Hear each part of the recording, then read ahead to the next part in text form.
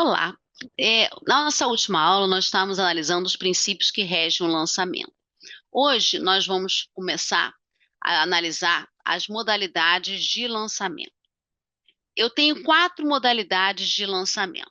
Eu tenho alguns autores que citam somente 3, e eu vou explicar, porque na verdade é uma questão de simplesmente de sistemática, né?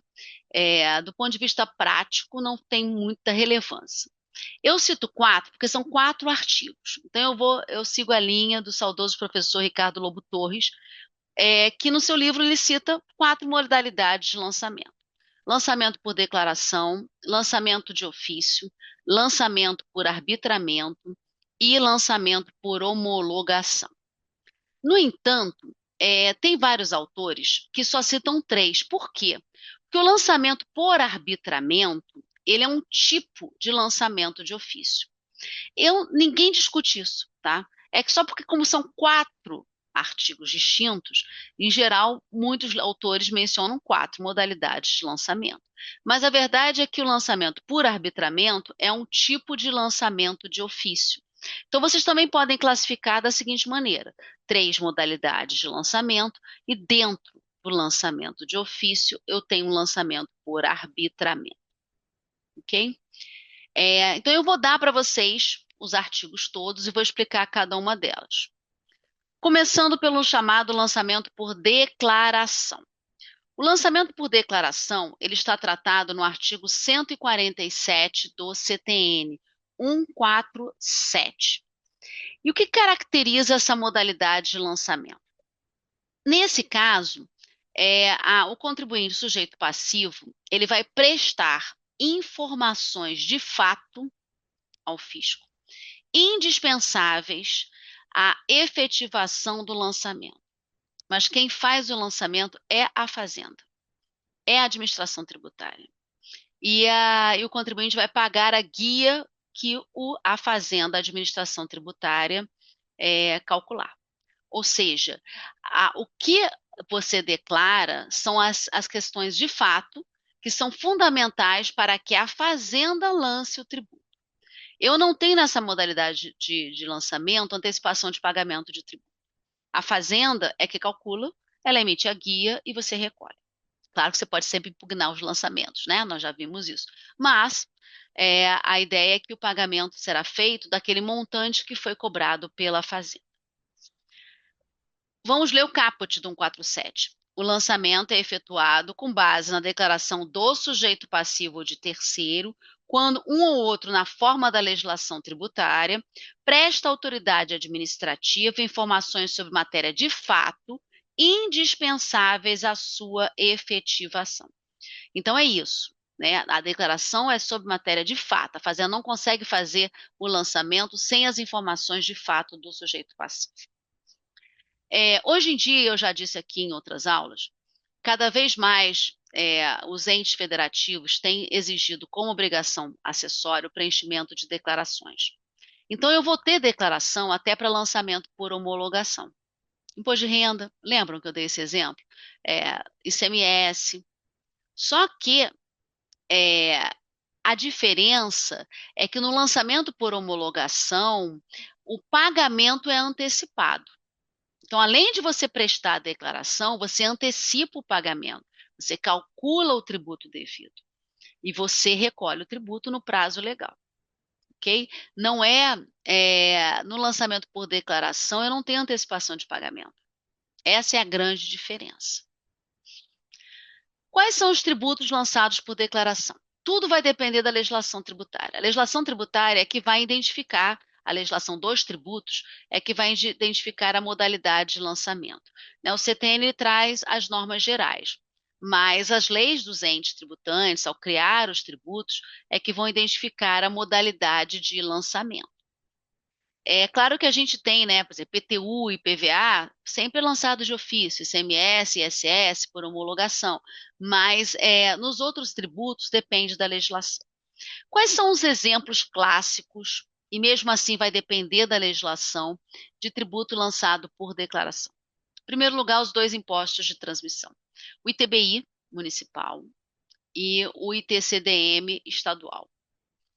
Normalmente, as leis estaduais e municipais prevêem que os impostos em questão são lançados por declaração. O STJ reconheceu que o TBI pode ser lançado também por homologação. Pode, depende da lei municipal. Mas é comum? Não. O comum é lançado por declaração. Como é que funciona geralmente? Pensem, né? Você vai lá, a fazenda geralmente pede para que você, quando você compra um imóvel, você preste uma declaração à fazenda.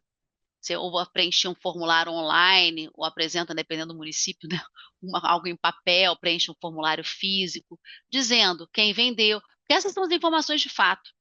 Né? A fazenda tem que saber quem comprou, quem vendeu, qual é o imóvel, se a aquisição foi de 100% ou foi de 90%, se tem condomínio ou se não tem naquele imóvel, tem copropriedade ou se não tem, né? Qual foi o preço dado pelas partes. Então, geralmente, o ITBI, as leis municipais prevêem lançamentos por declaração. É o mais comum, tá? Aqui no município do Rio, tudo é feito online, né? E aqui no Rio é declaração. A lei expressamente diz isso. Então, você vai lá e presta as informações de fato, e com base nessas informações de fato, a Fazenda te emite a guia do IPTBI e você recolhe. Ok? Causa-mortes é a mesma coisa. Então, no estado do Rio de Janeiro, a lei do estado do Rio de Janeiro expressamente diz que imposto de transmissão, causa-mortes e doação é lançado por declaração. Então, você precisa preencher um formulário, online ou físico, e que você vai dizer? Pense no caso de falecimento. É, né, fato gerador causa morte. Você vai ter, é, você vai ter que dizer quem faleceu, quem foi o decúbito, se ele deixou patrimônio, se ele não deixou patrimônio, quem são os herdeiros, cadê o esboço de partilha, porque as partes podem estipular algo diferente, né? Elas podem fazer um acordo, né? Você pode ter reposição no esboço de partilha, né? Alguém pode ficar com mais do que a cota parte que lhe cabe, mediante o pagamento de uma reposição. Então, assim, geralmente o que o juiz homologa num inventário judicial é um esboço de partilha, né? Quando é por arrolamento, por exemplo, né? Quando você faz por escritura, a escritura vão ser os dados, né? Fáticos, quais são os bens que estão sendo transmitidos, né? Quem vai ficar com o quê, qual é o percentual, alguém está recebendo mais do que a cota parte, né? Quem são os herdeiros, se eles são casados, se eles não são. Essas são as informações fáticas que a lei exige. Então, por isso que eles são por declaração. Com base nas informações que são prestadas, a Fazenda emite a guia. No Rio de Janeiro é assim, seja para o município, seja para o estado. Outros impostos que também muitas vezes a legislação prevê declaração, lançamento por declaração, é importação ou exportação. É sempre? Não. Para alguns casos, o lançamento é por declaração. Então, deixa eu dar um exemplo. Quem vinha muito do exterior, né, e trazia bens, deve se lembrar que você preenchia antigamente uma declaração, porque naquela época o lançamento do imposto de importação pessoa física, quando ele vem do exterior, né, no caso dos aviões, né, era através de lançamento por declaração. Você declarava se o que você estava trazendo, declarava que você vinha além da cota, né? Hoje em dia não tem mais declaração. Então vocês vejam que é a legislação que vai identificando e vai definindo. Para algumas hipóteses pode ser uma modalidade de lançamento, para outras não. Né? Vocês vejam que a própria artigo 147 diz, na forma da legislação tributária. A exigência é da legislação tributária do ente tributante. Ok? Segunda modalidade de lançamento, como eu vou dar separado, vai ser o lançamento por arbitramento. Como eu já disse, o arbitramento é uma forma, é um tipo de lançamento de ofício. Só que ele está previsto no artigo 148 do CTN. O que é esse lançamento por arbitramento? Em alguns casos, quando há uma omissão de informações, ou quando as informações prestadas não são dignas de fé, são os dois pressupostos para fazer lançamento por arbitramento. Ou você vai, o sujeito passivo não prestou informação, ou ele prestou informações que não correspondem à realidade, né? Não são dignas de fé. Nesse caso, a Fazenda pode desconsiderar aquelas informações, quando elas foram dadas e não forem verdadeiras, ou, né, arbitrar, quando elas forem omissas também, quando você arbitrar valores de bens, valores de serviços, né, para fins de efetivação do lançamento. É claro que todo arbitramento está sujeito a uma ampla defesa e contraditório, o contribuinte pode não concordar, né? Mas esse arbitramento vai ser possível. Então, vamos ler o 148. Quando o cálculo do tributo tenha por base ou tome em consideração o valor ou preço dos bens, direitos, serviços ou atos jurídicos, é o caso, por exemplo, de ICMS, ISS, né, ITBI, Imposto de Transmissão, Causa-Mortes e Doação, né, ele leva em consideração o valor ou preço de bens, direitos, serviços ou atos jurídicos.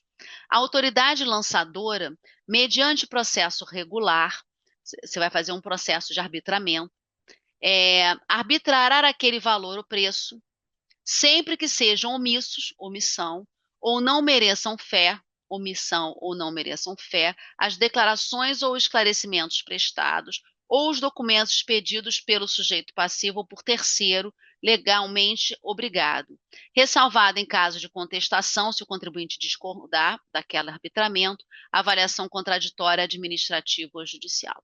Então, a Fazenda abre um processo de arbitramento, ela vai desconsiderar aquilo, você não prestou as informações, elas não respondem à realidade, eu vou arbitrar, você vai notificar do lançamento, ou daquele arbitramento, e aquele contribuinte, aquele sujeito passivo, caso pode impugnar, pode contestar, e aí vai ter uma avaliação contraditória, seja administrativa, seja judicial, né? O sujeito passivo pode discordar do arbitramento, seja na fase administrativa, seja na fase judicial.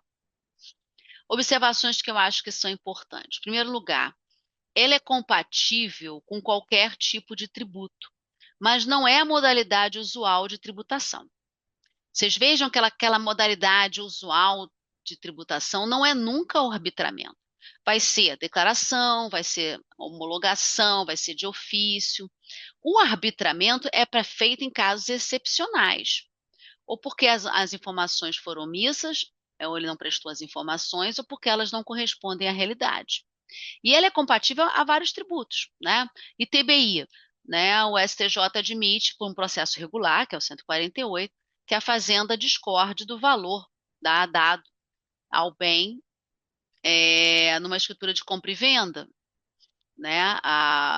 Tem um recurso repetitivo no STJ, entendendo que há uma presunção favorável ao contribuinte de que o preço corresponde ao valor de mercado, que a base de cálculo do ITBI não é o preço, é o valor de mercado.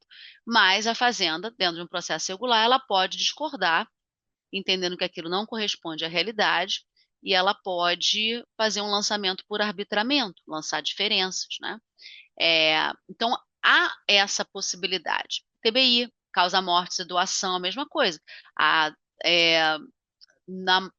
Com exceção do inventário judicial, aquele mais longo, o normal, né, vamos assim, não é tão normal, né, que é o mais longo, a Fazenda não fica presa nos inventários por arrolamento ou por escritura ao valor que as partes colocam no esboço de partilha.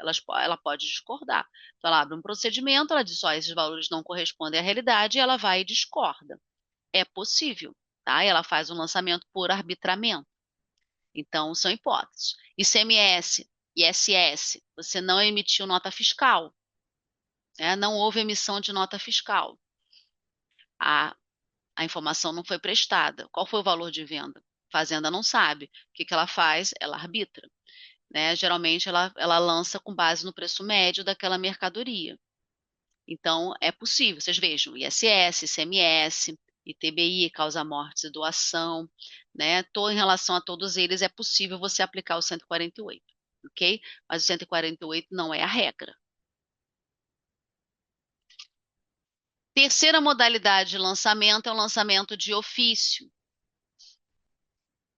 Lançamento de ofício.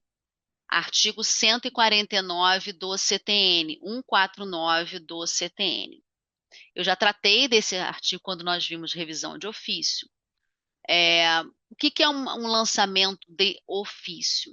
é aquele lançamento onde a autoridade administrativa, né, não precisa de nenhum dado a ser fornecido pelo sujeito passivo.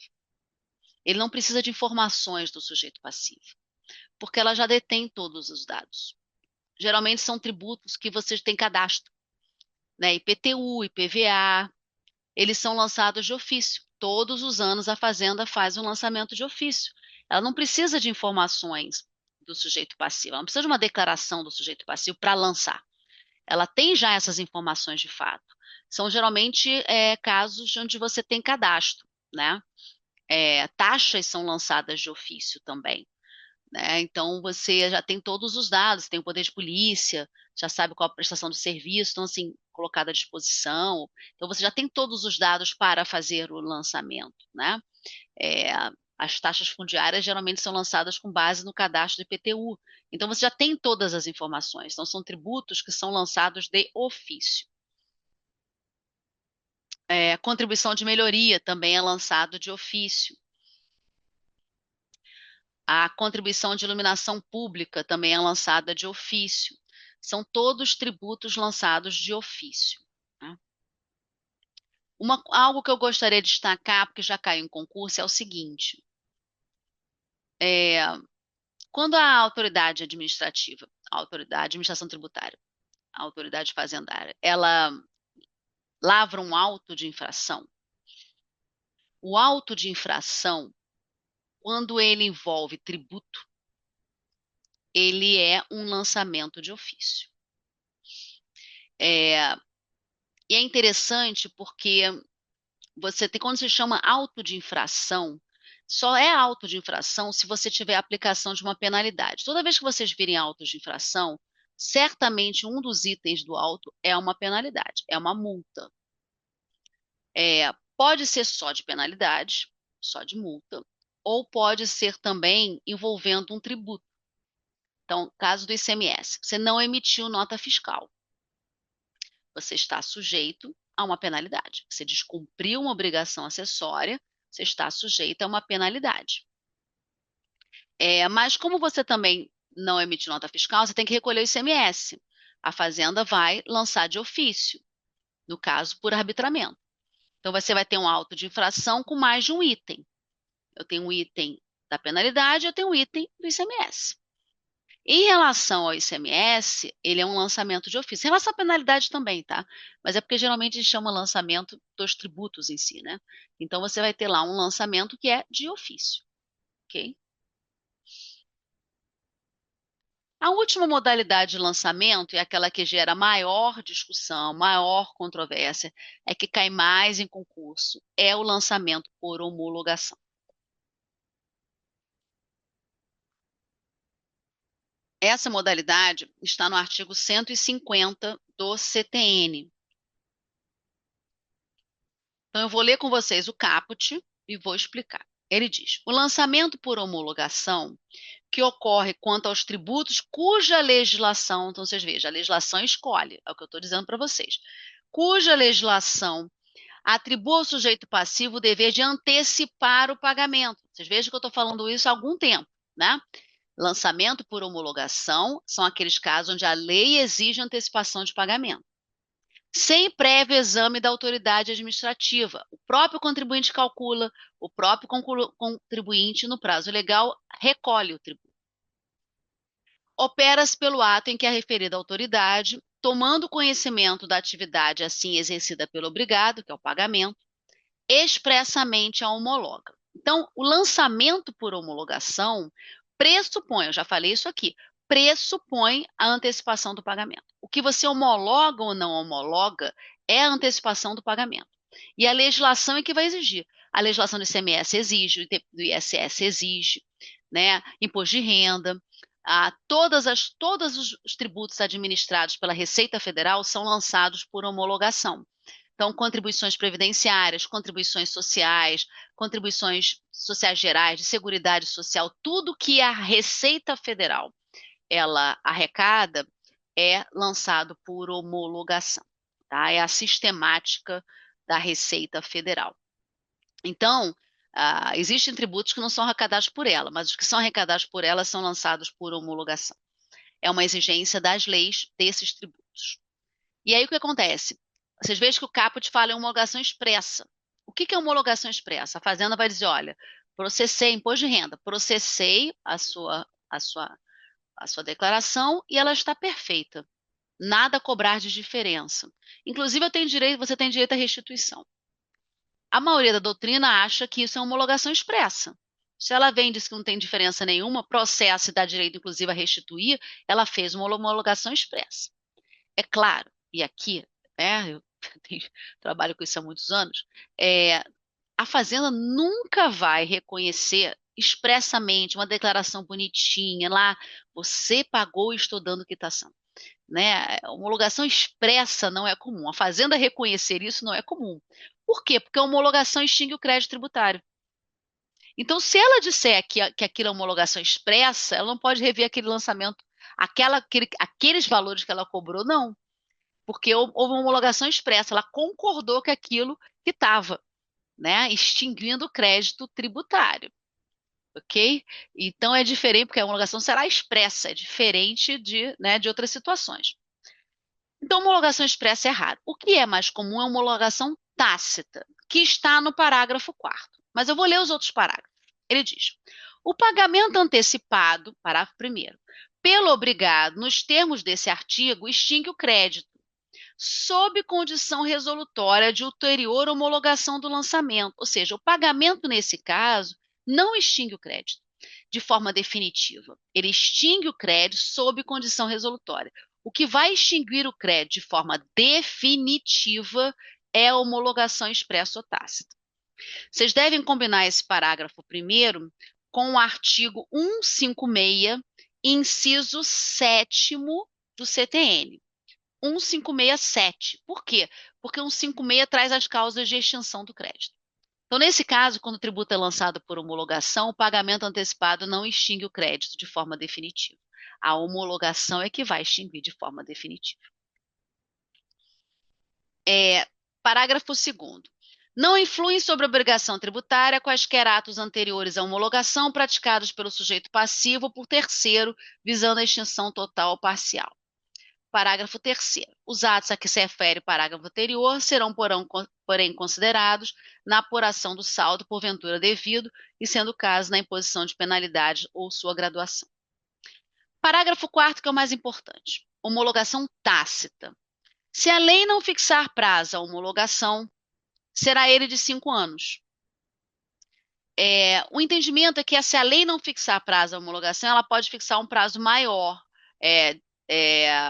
Ela não pode fixar um prazo menor. Será ele de 5 anos. A contar da ocorrência do fato gerador. Então, aqui, o prazo não conta do pagamento. Tem vários prazos no CTN que são de 5 anos, mas aqui é prazo para homologação. Você vai contar do fato gerador.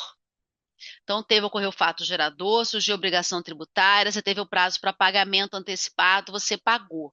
A Fazenda tem 5 anos contados do fato gerador para homologar ou não aquele pagamento antecipado. Expirado esse prazo, sem que a Fazenda Pública se tenha pronunciado, por isso que a homologação é tácita, é pelo decurso do tempo.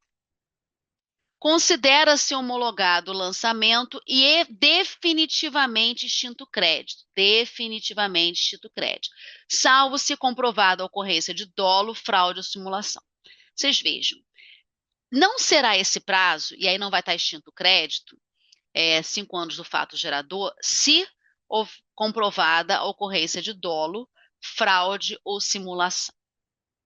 Porque aí, quando você tem dolo, simulação ou fraude, o prazo não é esse, é o prazo do artigo 173, inciso 1 do CTN. 173, inciso 1 do CTN.